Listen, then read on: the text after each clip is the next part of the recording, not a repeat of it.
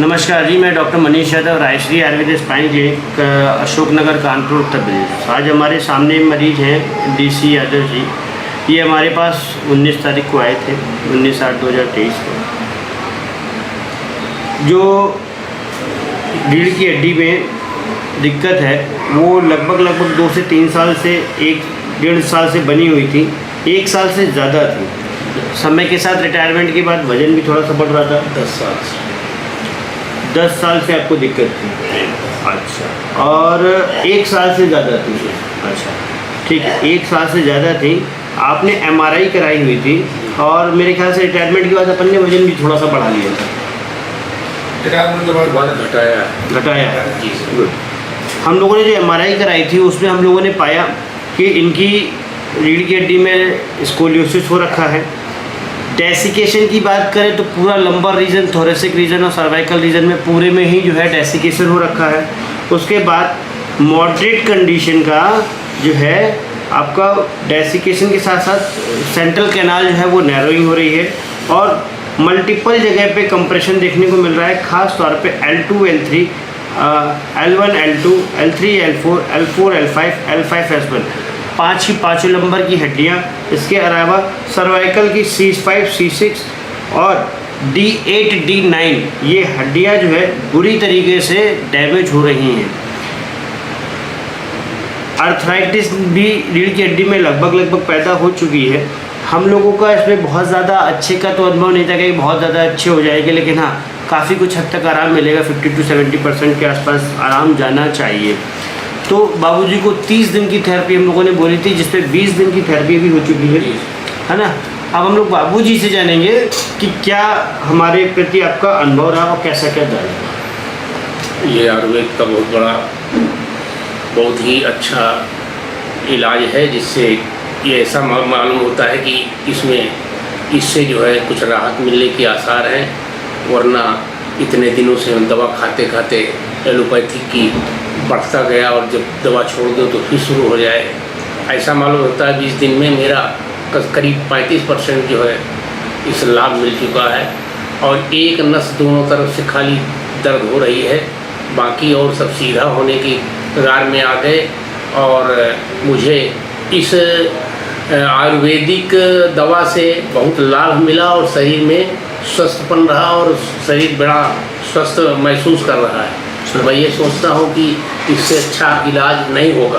पहले जो थेरेपी नहीं कराई थी, इससे पहले आपको किन किन प्रकार की समस्याएं से गुजरना पड़ता था जो अभी आपकी कम हो गई? मुझे बाएं तरफ टेढ़ा होकर चलना पड़ता था और चलने में दिक्कत होती थी कि अगर थोड़ा देर चलो तो बैठना पड़ जाता था, चलने की स्थिति नहीं रह गई थी। ऐसा मालूम देता था कि अब जो है ये डैमेज हो गए, दूसरे का सहारा लेना पड़ेगा। काफ़ी दिनों से मैं रामदेव महाराज के योगा का देख करके आस्था चैनल से करता रहा, तो मरकट आसन के 3 और सूर्य नमस्कार वगैरह सब ये पूरा करता रहा। उसी के माध्यम से 10 साल तक मैं धीरे धीरे चलता रहा, अपने आप जो कोशिश करता रहा। मेरी आस्था आयुर्वेद में ही है। मैं नवंबर माह 2022 में आस्था चैनल देख करके मैं वेलनेस में गया। वहाँ मैं 7 दिन तक रहा, मैं अपनी पत्नी के सहित, और उससे कुछ लाभ मिला, लेकिन पूर्ण लाभ न होने के कारण चला आया। अब दोबारा ये मुझे पता चला इससे मेरे लड़के के द्वारा कि यहाँ जो है ये खुला हुआ है, इस सेंटर में आयुर्वेद का इलाज चल रहा है। तो इस माध्यम से हम लोग यहाँ करके इलाज इतना करा रहे हैं और ईश्वर चाहेगा तो मेरा 40% तक लगभग ठीक हो गया है। अच्छा यादव जी, एक जो है सवाल छोटा सा दिल में भी आ रहा है और लोगों की जानकारी भी रहती है कि लोग ऐसा बोलते हैं कि हम लोग मालिश करते हैं या पंचकर्म सेंटर में मालिश होती है। आपने जो अंदर कराया उसका आपका अनुभव क्या है कि वो मालिश है या इलाज है? मालिश के साथ ही इलाज हो रहा है। अगर वो इलाज न होता तो ये मालिश केवल मालिश थोड़ी रह जाती, मालिश के साथ में ही इलाज हो रहा है। ये इलाज जो है नसों का, और इसका मालिश नहीं होगी तो हड्डियों में कैसे जान आएगी और कैसे, और दवा के माध्यम से और इलाज के माध्यम से इसका इलाज हो रहा है। ये आयुर्वेदिक। मैं आपको क्लियर करना चाहूँगा, जो बहुत सारे लोगों के बीच में एक मिथ होता है कि सिर्फ मालिश होती है, तो साहब यहाँ पे हमारे सेंटर में मालिश नहीं होती है। हमारे सेंटर पे रीढ़ की हड्डी में जो पंचकर्मा किया जाता है उसके लिए डेडिकेटेड स्पाइन सेंटर है। स्पाइन सेंटर पे हम लोग ये देखते हैं कि किस मसल पे किस तरीके से काम करना है, अलाइनमेंट किस तरीके से सेट करना है, कौन सी हड्डी ज़्यादा दबी हुई है उस पर कटी लगानी है या कहीं और लगानी है। अगर मालिश जो होती है उसमें कोई नियम कायदा कानून काम नहीं करता है, ऊपर नीचे दाएं बाएं सब तरफ हाथ मारा जाता है। लेकिन यहाँ पे ऐसा नहीं है, हाथ ऊपर से नीचे जाएगा तो ऊपर से नीचे जाएगा, और नीचे से ऊपर जाएगा तो वो नीचे से ऊपर जाएगा। एक प्रोटोकॉल सेट होता है, इसी बात से ये ट्रीटमेंट बनता है ना। तो दवाइयाँ भी ऐसे ही होती है, अनगिनत मात्रा में खाते हैं तो भोजन बनती हैं, और लेकिन वही एक काली मिर्च या एक लहसुन की कली जब खिलाता है डॉक्टर तो वो दवाई बन जाती है। तो इसी प्रकार से हमारा ट्रीटमेंट है। अच्छा, हमारे बारे में आपको कैसे पता चला था? यूट्यूब के माध्यम से हमारे लड़के ने देखा और उसमें देखता रहा तो ये सब चीज़ें आई, तो उन्होंने कहा आपको कहीं और जगह नहीं ले जाना है ना, आपका ऑपरेशन कराना है। क्योंकि डॉक्टर शर्मा डॉक्टर थे तो उन्होंने जो है ये कराया। इसके बाद मेरा कहा कि ये तो बड़ा ऑपरेशन होगा। इसके बाद मैंने ये सोचा कि अब और अच्छे डॉक्टर को दिखाया जाए, तो लड़के ने देख करके इसको जो है वहाँ नहीं ले जाया गया, कहा ऑपरेशन नहीं कराना है।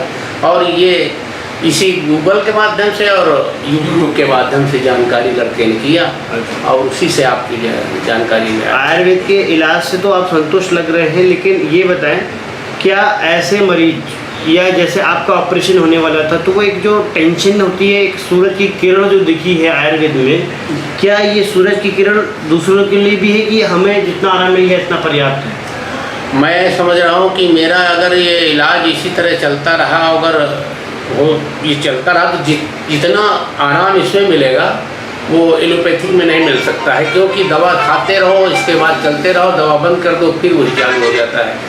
तो मुझको आस्था इसी आयुर्वेद से पहले से है। आज 2 साल पहले से मैं रामदेव महाराज के यहाँ ये सब करा के आया, और ये स्थानीय स्तर पे यहाँ मेरे कानपुर में ही जहाँ मैं रह रहा हूँ यहाँ ये एक इलाज चलने लगा है। तो मेरे समझ में आता है कि इससे अच्छा हो कहीं स्थान नहीं मिल पाएगा जिससे इलाज के लिए आदमी को वृद्ध अवस्था में तो ये बहुत ही अच्छा इलाज है। बाकी और लोगों को सरकार से भी कुछ कह दीजिए कि वो भी इस इलाज को सस्ता करे, लोगों को महंगा बहुत लगता है। वो मैं तो सरकार से अनुरोध करता हूँ, बल्कि सरकार स्वयं इस पर ध्यान दे रही है।